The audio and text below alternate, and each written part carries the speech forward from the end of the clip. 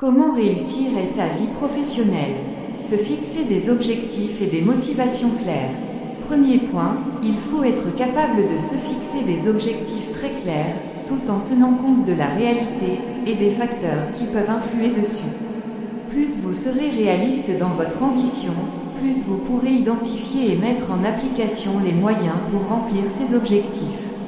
En parallèle, il faut formellement exprimer ces motivations afin que leurs souvenirs puissent vous relancer en cas de moment de doute. Faire preuve d'une rigueur exemplaire.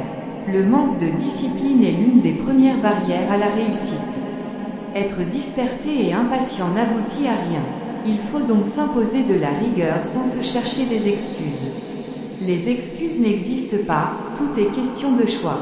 Ce conseil est notamment enseigné aux débutants en prospection téléphonique. Se connaître soi-même et connaître son éventail de compétences.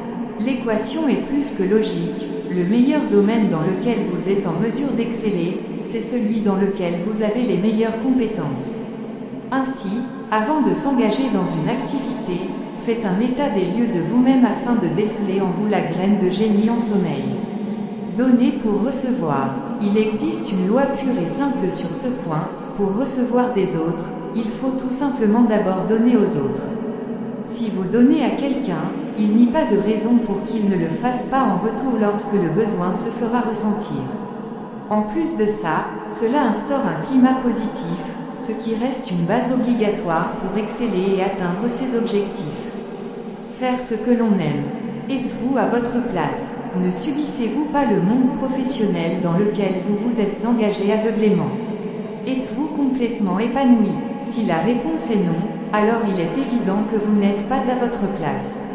Trouvez votre passion et assurez-vous qu'elle est cohérente avec vos compétences, puis lancez-vous. Ne jamais s'arrêter d'apprendre. Peu importe vos acquis, il ne faut jamais s'arrêter d'apprendre. Peu importe le secteur d'activité, les avancées sont constantes. Il ne faut donc jamais se laisser dépasser, au risque de s'exposer à de multiples frustrations. S'il y a bien une vérité, c'est que la connaissance n'est jamais acquise. Il faut donc savoir sortir de sa zone de confort et savoir s'ouvrir à d'autres mondes. Tant que cela est possible, il faut élargir son champ de connaissances. Se challenger en permanence.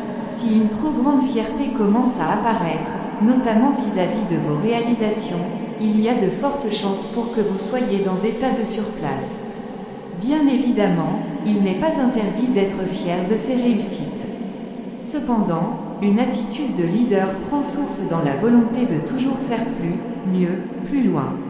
Cela peut passer pour de l'insatisfaction, mais il faut arriver à un stade où l'on se donne des objectifs plus grands à chaque fois, tout en gardant les pieds sur terre. C'est comme ça que l'on grandit sans cesse. Être prêt à recommencer, ne pas avoir peur de l'échec. L'échec est totalement admis, tout comme le fait de se tromper de route, mais cela signifie juste que vous avez pris une route qui n'est pas la vôtre. En aucun cas cela signifie une limite ou un mur.